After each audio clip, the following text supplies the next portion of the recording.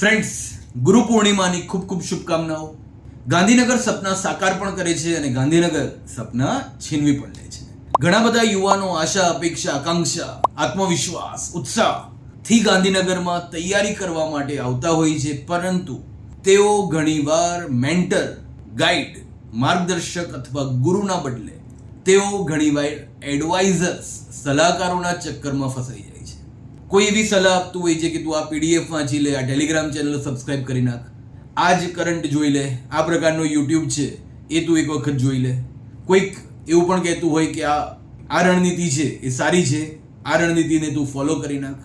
તો આવી બધી બાબતમાં વિદ્યાર્થીઓ ફસાઈ જતા હોય છે અને PDF બદલાય છે, YouTubeના વિડીયો બદલાય છે, દર મહિનાનું કરંટ બદલાય છે અને વિદ્યાર્થીઓનું વર્ષ પણ તરત બદલાઈ જતું હોય છે.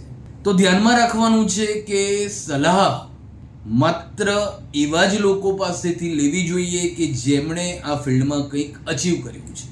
નહીં તો ઘણા બધા સલાહ આપવાના નામ પર હમ તો ડૂબેગે સનમ તુમકો ભી લે ડૂબેગે એ પ્રકારની બાબતમાં તમને ફસાવી ના દે, એ પણ તમારે ધ્યાનમાં રાખવાનું છે. બીજી બાબત કે સલાહ છે એ મફતમાં મળતી હોય છે, પરંતુ એની કિંમત તમારે વર્ષ પોતાનું વેડફીને ચૂકવવી પડતી હોય છે. તો ધ્યાનમાં રાખીએ કે પોતાને સારો ગુરુ મળે નહીં અગર, તો સ્વયંને જ પોતાનો ગુરુ બનાવવો જોઈએ. બીજી બાબત કે દરેક વસ્તુ પોતાના સ્વવિવેકથી નક્કી કરવી જોઈએ. આજુબાજુના લોકો કંઈ કહેતા હોય, એમના કંઈક અનુભવ હોય, એમની કંઈ સલાહ હોય, તો એને માત્ર થોડું ધ્યાનમાં રાખીને નિરક્ષર વિવેક કરીને પછી પોતાની રીતે રણનીતિ ઘડવાની છે. કારણ કે માર્ગ કોઈ દેખાડી શકે છે, પણ મંજિલ સુધી પહોંચવા માટેની મહેનત અને સાચી રણનીતિ છે એ વ્યક્તિ સાચા ગુરુથી પ્રાપ્ત કરી શકે છે, અથવા તો તે વ્યક્તિ સ્વયં પોતાનો ગુરુ બનીને એ કરાવી શકે છે. જય હિન્દ.